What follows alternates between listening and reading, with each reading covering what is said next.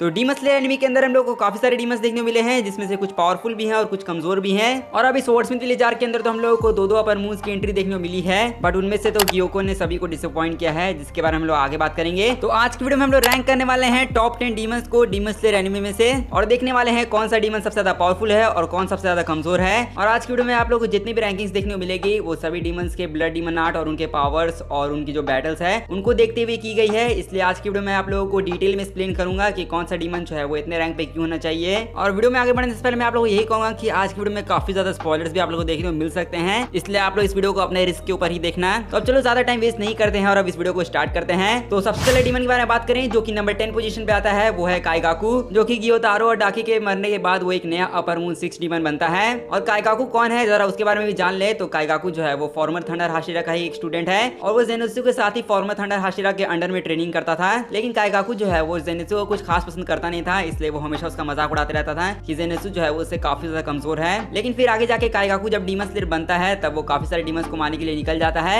लेकिन एक दिन वो इनकाउंटर करता है अपर मून 1 डीमन को, जो कि है कोकुशिबो, जिसको देखने के बाद काइगाकू के फटके आ जाते हैं हाथ में और फिर वो अपर मून के सामने अपने घुटने टेक देता है और वो डीमन बनने के लिए तैयार हो जाता है। जिसके बाद फिर कोकुशिबो अपना ब्लड उसे देता है, जिसे पीकर वो नया अपर मून 6 डीमन बन जाता है। और इसके ब्लड डीमन आर्ट के बारे में बात करें तो इसका ब्लड डीमन आर्ट जो है वो इसके बस अटैक्स को इनहेंस कर देता है, मतलब ये भी कोकुशिबो की तरह ब्रीथिंग स्टाइल यूज कर सकता है, इसलिए ये अपने थंडर ब्रीथिंग को जो है वो इनहेंस कर देता है अपने ब्लड डीमन आर्ट से। जिसके बाद हम लोग को इन्फिनिटी कैसल के अंदर जेनित्सु का मुकाबला जो है वो काइगाकू के साथ देखने को मिलता है, जहां काइगाकू जो है वो अपने सभी थंडर फॉर्म्स को यूज करता है अपने ब्लड डीमन आर्ट के साथ। लेकिन यहाँ पे काइगाकू जो है वो बस एक थंडर ब्रीथिंग फॉर्म को यूज नहीं करता है, जो कि फर्स्ट फॉर्म होता है थंडर ब्रीथिंग का, क्योंकि असल में काइगाकू ने वाला फॉर्म कभी सीखा ही नहीं है, इसलिए वो जो बाकी के 5 फॉर्म्स हैं वो उन थंडर ब्रीथिंग के फॉर्म्स को यूज करता है। और काफी अच्छी फाइट के बाद जेनित्सु जो है वो अपना फाइनल फॉर्म इस्तेमाल करता है, जो कि है 7th फॉर्म थंडर ब्रीथिंग का, और उस नए फॉर्म से जेनित्सु ने काइगाकू के गर्दन को एक झटके में ही उड़ा दिया। और यहाँ पे मैंने काइगाकू को सबसे नीचे इसीलिए रखा है क्योंकि मुझे लगता है कि ये बहुत ज्यादा कमजोर है अपर मून्स के लिए, इसीलिए मैंने यहाँ पे इसको नंबर 10 पे रखा है। लेकिन हम लोग बात करें अपने नेक्स्ट डीमन के बारे में, जो कि नंबर 9 पोजीशन पे आता है, जो कि है गियोतारो और डाकी, जो कि अपर मून 6 डीमन थे पहले। और मुझे पता है कि आप लोग बोलोगे कि गियोतारो जो है वो गियोको से ज्यादा पावरफुल है, इसलिए गियोको को नीचे रखना चाहिए था और गियोतारो को ऊपर रखना चाहिए था, जो कि मैं मानता हूँ कि गियोतारो के अंदर हम लोगों को काफी अच्छा पोटेंशियल देखने को मिला है। इवन मुजान जैसे डीमन ने खुद उसकी तारीफ की थी कि अगर उसके साथ उसकी बहन का लफड़ा नहीं होता है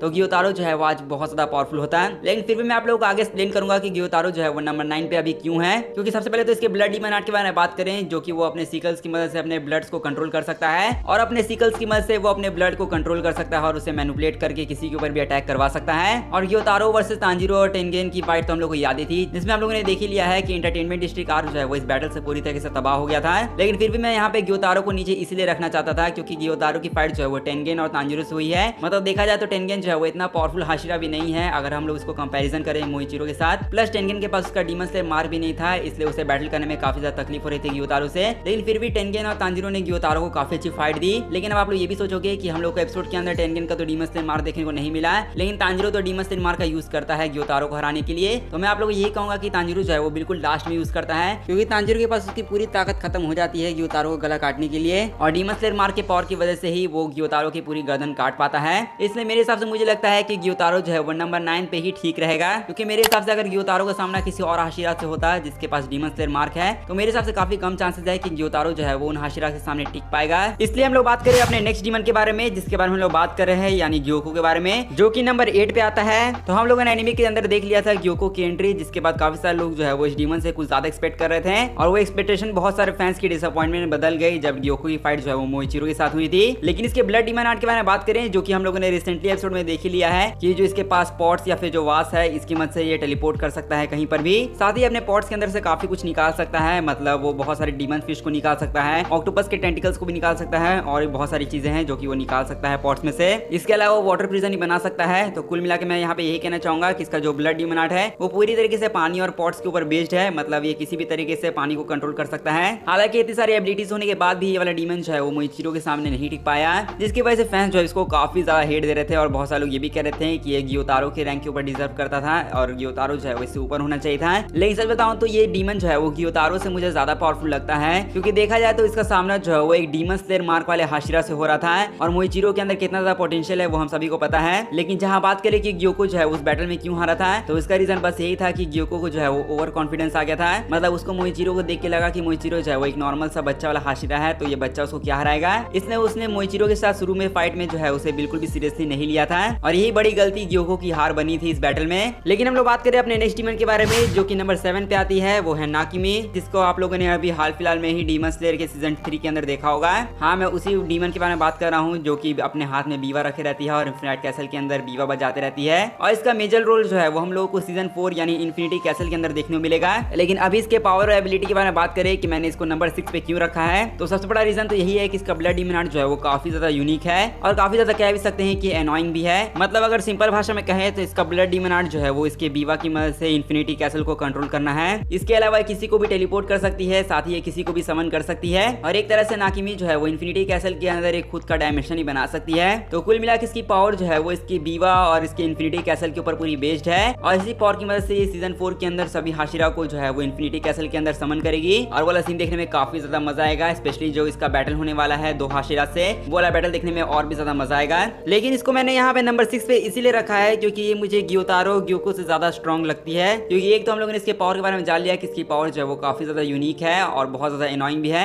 इवन इसकी वजह से जो हाशिरा इससे बैटल कर रहे थे उन्हें इससे बैटल करने में काफी ज्यादा तकलीफ हो रही थी। मतलब इसके ऊपर आप लोग कुछ भी अटैक करने की कोशिश करोगे तो ये अपने बीवा की मदद से उस अटैक को डॉज कर लेगी आराम से। मतलब बाकी सारे डीमन जो है वो फिजिकली बैटल कर सकते हैं, लेकिन इस डीमन के बारे में बात करें तो ये डीमन जो है वो फिजिकली बैटल नहीं करती है, ये सिर्फ इन्फिनिटी कैसल की मदद से बचती है और अटैक करती है। इसका मतलब यही है कि अगर आप लोग इन्फिनिटी कैसल के अंदर इसके साथ बैटल करते हो तो आप लोग इसे टच भी नहीं कर पाओगे, लेकिन अगर आप लोग इससे बाहर बैटल करते हो तो शायद आप लोग इसे हरा दो, नहीं तो इन्फिनिटी कैसल के अंदर इसको हराना जो है वो लगभग नामुमकिन ही है। और इसके बाद हम लोग बात करें अपने नेक्स्ट डीमन के बारे में जो कि नंबर 6 पे आता है, जो कि और कोई नहीं अपर मून 4 हांटेंगू है। और अभी सीजन 3 के अंदर हम लोग को इसकी फाइट जो है वो तांजीरो, गेनिया, नेस्को और मित्सुरी के साथ देखने को मिल रही है। जहां तक हांटेंगू के ब्लड डीमन आर्ट के बारे में बात करें तो हम लोगों ने एनिमे के अंदर देख लिया है कि क्लोन्स को क्रिएट कर सकता है और इसके सभी क्लोन्स जो है वो इसके सभी इमोशंस को दर्शाते हैं। साथ ही इसके हर एक क्लोन का अपना ब्लड डीमन आर्ट है जो कि वो लोग यूज कर सकते हैं। और इसके अलावा जब हम लोग देखा कि हांटेंगू के क्लोन्स जो है वो कमजोर पड़ रहे थे तांजीरो की टीम के सामने, तब सभी हांटेंगू क्लोन्स ने अपने आप को कंबाइन कर लिया एक तरह से और वो लोग एक नए डीमन में ट्रांसफॉर्म हो गए जो कि था ज़ुहाकुटेन। और ज़ुहाकुटेन कितना पावरफुल है वो हम लोगों ने सीजन 3 के अंदर देख लिया है। जहां तक इसके पावर्स के बारे में बात करें तो ये अपने सभी क्लोन्स के ब्लड डीमन आर्ट को यूज कर सकता है और साथ ही ये वुड को मैनिपुलेट भी कर सकता है, जिसकी मदद से उसने वुड ड्रैगन को ही क्रिएट किया था। और ये ज़ुहाकुटेन इतना पावरफुल डीमन था कि ये मित्सुरी, गेनिया और तांजीरो और नेस्को के ऊपर भारी पड़ रहा था एक साथ। साथ ही इसका जो पीछे में ड्रम लगा हुआ है जिसकी मदद से ये अपनी पावर्स को कंट्रोल करता है, तो इसीलिए मैंने इस डीमन को नंबर 6 पे रैंक दिया है इस लिस्ट में। और इसके बाद हम लोग बात करें अपने नेक्स्ट डीमन के बारे में जो कि सभी का फेवरेट डीमन है और वो 12th किजुकी में नंबर 3rd पोजीशन पे आता है। तो आप लोग समझ ही गए होंगे कि मैं किस डीमन के बारे में बात कर रहा हूँ। मैं बात कर रहा हूँ हमारे अपर मून 3 अकाजा के बारे में, जिसकी बैटल हम लोगों ने मुगेन ट्रेन के अंदर रेनगोकू के साथ देखी थी, जिसके बाद से ये डीमन जो है वो काफी सारे लोगों का फेवरेट बन गया था। और इसकी बैक स्टोरी देखने के बाद ये डीमन जो है वो बहुत सारे लोगों का फेवरेट अब हो चुका होगा। बट यहाँ पे हम लोग किसी के फेवरेट डीमन के बारे में बात नहीं करना है, यहाँ पे हम लोग एक्चुअली इसके पावर्स और एबिलिटीज के बारे में बात करेंगे, जिसमें सबसे पहले आता है इसका ब्लड डीमन आर्ट जो कि इसका सोरो स्टाइल मार्शल आर्ट है। और ये मार्शल आर्ट वाला फॉर्म जो है वो जब इंसान था तभी इसने सीखा था और डीमन बनने के बाद भी एक ऐसा एक लौता डीमन था जो कि कोई भी वेपन यूज नहीं करता था, सिर्फ अपने हाथों की मदद से फाइट करता था और इन्हीं हाथों की मदद से उसने रेनगोकू को मुगेन ट्रेन के अंदर डोनेट बना दिया था। लेकिन एनीवेज इसके अलावा हम लोग बात करिए इसके आगे के बैटल्स के बारे में जो कि काफी ज्यादा खतरनाक हैं। जैसे इन्फिनिटी कैसल के अंदर इसका सामना जो है वो गियो और तांजीरो से हुआ था और लिटरली आप लोग यकीन नहीं होगा बट गियो और तांजीरो ने एक साथ डीमन से मार्क एक्टिवेट करके इससे फाइट किया था, लेकिन फिर भी लिटरली अकाजा जो है वो उनको बहुत खतरनाक टक्कर दे रहा था। इवन जब तांजीरो इसका सर काट देता है, इसका सर जो है वो गायब भी हो जाता है और इसका सर कटा हुआ शरीर जो है वो फिर भी तांजीरो और गियो को काफी कड़ी टक्कर दे रहा था, जिससे हम लोग को इतना तो पता चल गया कि अकाजा जो है वो बहुत ही ज्यादा पावरफुल डीमन है और इसी वजह से मैंने अकाजा को नंबर 5th पोजीशन पे इस लिस्ट में रखा है। इसके अलावा हम लोग बात करें अपने नेक्स्ट डीमन के बारे में जो कि नंबर 3rd पे आता है, जो कि हम लोग का और कोई नहीं हम सभी का साइको डीमन डोमा है, जिसकी सीजन 3 में आप लोग स्माइल देख के सोचते होंगे कि ये डीमन जो है वो काफी ज्यादा अच्छा और फनी है, लेकिन असल में ऐसा कुछ भी नहीं है क्योंकि जिन्होंने भी डीमन स्लेयर का मांगा पढ़ रखा है उन्हें पता है कि ये डीमन जो है वो बहुत ही अलग तरह का साइको है। इवन इस डीमन के अंदर आप लोगों को कोई भी इमोशन देखने को नहीं मिलेगा, ये प्योरली इविल डीमन है। हालांकि हम लोगों को पता है कि अकाजा जो है वो फाउंडर मेंबर था 12th किजुकी डीमन का और जहां तक डोमा की बारे में बात करें तो डोमा जो है वो अकाजा के बाद आया था, बट फिर भी डोमा जो है वो बहुत कम टाइम में अकाजा को जो है वो सरपास करके रैंक 2 का डीमन बन जाता है और इसी से हम लोग को पता चल चुका है कि डीमन जो है वो बहुत ज्यादा पावरफुल है। जहां तक डोमा के ब्लड डीमन आर्ट के बारे में बात करें तो इसका ब्लड डीमन आर्ट जो है वो सिंपली आइस को ये कंट्रोल कर सकता है किसी भी तरीके से और ये अलग अलग तरीके से आइस को मैनिपुलेट करके लोगों के ऊपर अटैक करवा सकता है। साथ ही इसके पास एक जापानीज फैन है जिसकी मदद से ये अपने ब्लड डीमन आर्ट को कंट्रोल करता है।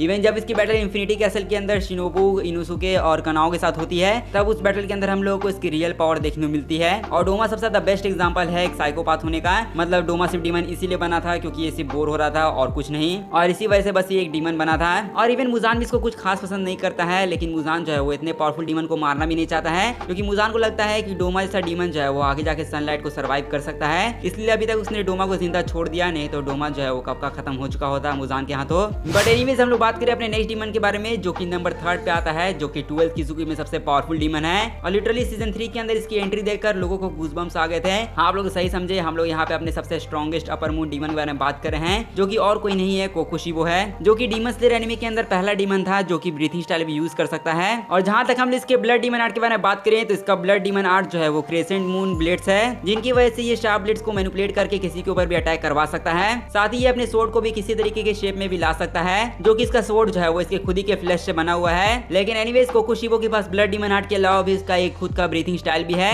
जो कि काफी ज्यादा यूनिक ब्रीथिंग है, जिसको हम लोग मून ब्रीथिंग के नाम से जानते हैं। जो कि कोकुशिबो जब डीमन स्लेयर हुआ करता था तब मून ब्रीथिंग का यूज करता था, और डीमन बनने के बाद तो इसने मून ब्रीथिंग को अलग ही लेवल पे यूज करना स्टार्ट कर दिया। इवन जब इसकी बैटल इन्फिनिटी कैसल के अंदर 3 हाशिरा और एक डीमन स्लेयर से हुई थी, जिसमें से एक डीमन स्लेयर गेनिया था और बाकी के 3 हाशिरा जो है वो मोइचिरो, गियोमी और सानवी थे। और उन चारों को लिटरली कोकुशिबो जो है वो बहुत खतरनाक टक्कर दे रहा था। इवन उन सबके ऊपर भार भी बहुत पड़ रहा था कोकुशिबो। हालांकि आप लोग यही सोचोगे कि ये 12th किजुकी का सबसे स्ट्रॉन्गेस्ट डीमन है, तभी ये नंबर 3 पे क्यों आता है। तो नंबर 3 पे आने का रीजन यही है कि इससे पावरफुल अभी और डीमन है, जो कि 12th किजुकी के अंदर तो एग्जिस्ट तो नहीं करते हैं, लेकिन वो डीमन कोकुशिबो से भी काफी ज्यादा पावरफुल हैं, जिनके बारे में हम लोग आगे बात करेंगे। जिसमें से सबसे पहले अगर नंबर 2 के डीमन के बारे में बात करें, जो कि और कोई नहीं माइकल जैक्सन है, जो कि डीमन स्लेयर के पूरी सीरीज का मेन विलन है। और मुजान सिर्फ एनिमे के अंदर मून वॉकिंग करते हुए नहीं दिखाया गया है, मुजान के पास कुछ कमाल के ब्लड डीमन आर्ट्स भी हैं, जैसे कि वो शेप शिफ्टिंग कर सकता है, मतलब वो बॉडी में अलग अलग ट्रांसफॉर्म हो सकता है। जैसे कि हम लोगों ने देखा है कि वो कभी औरत में ट्रांसफॉर्म हो जाता है, कभी वो छोटा बच्चा बन जाता है, और इवन वो अपने सेल्स को भी कंट्रोल कर सकता है। और उसने ऐसा कंट्रोल किया था कि जब योरुची साथ उसका बैटल हुआ था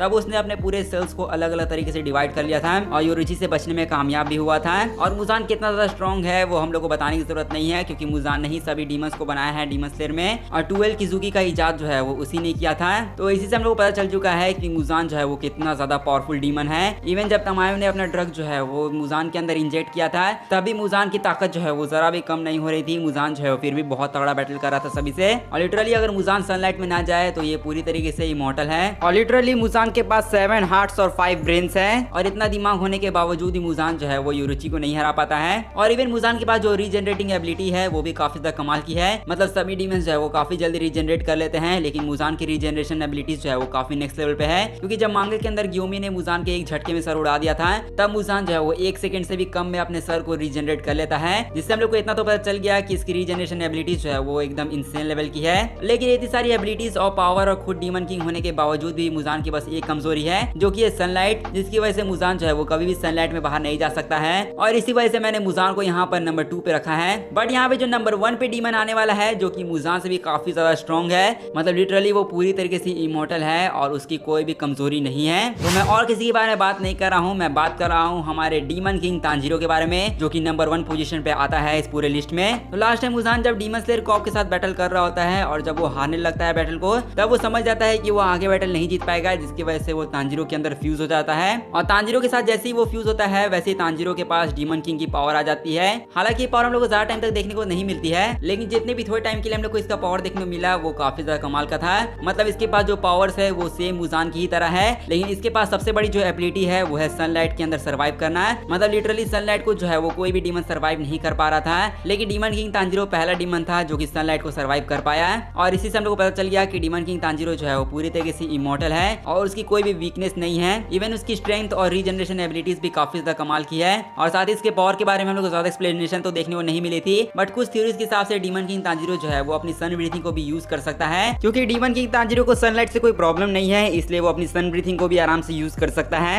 और अगर ऐसा होता है तो अगर योरुची खुद आके भी डीमन किंग तांजीरो से बैटल करेगा तो उसके लिए इसको हराना बहुत ही ज्यादा मुश्किल हो जाएगा। बट डीमन किंग तांजीरो जो है बहुत जल्दी नॉर्मल हो जाता है और वापस से तांजीरो बन जाता है, इसलिए इसकी पावर हम लोग को अच्छे से देखने को नहीं मिली। लेकिन जितनी पावर देखने को मिली उसके बेसिस के हिसाब से मैं डीमन किंग तांजीरो को जो है वो लिस्ट में नंबर 1 पे रखना चाहूंगा। और बस आज का वीडियो यहीं पर एंड करते हैं। आई होप करता हूं आप लोग को वीडियो अच्छा लगा होगा। तो अगर आप लोगों को कोई क्वेश्चन या फिर कुछ डाउट है इस वीडियो के रिलेटेड तो आप लोग मुझे उससे कमेंट में पूछ सकते हो। साथ ही आप लोग की कोई लिस्ट है डीमंस की तो आप लोग मुझे वो भी शेयर कर सकते हो। और अब इस वीडियो को जाके फटाफट लाइक कर दो और चैनल को जाके सब्सक्राइब कर दो ऐसी अमेजिंग वीडियोस के लिए। और अपने दोस्तों के साथ भी शेयर कर देना, क्योंकि इस वीडियो को बनाने में काफी ज्यादा मेहनत लगी है, तो इसलिए जरूर से शेयर भी कर देना। और अब मैं मिलता हूँ बस तुम लोगों से ऐसी ही अगली वीडियो में, तब तक के लिए गुड बाय।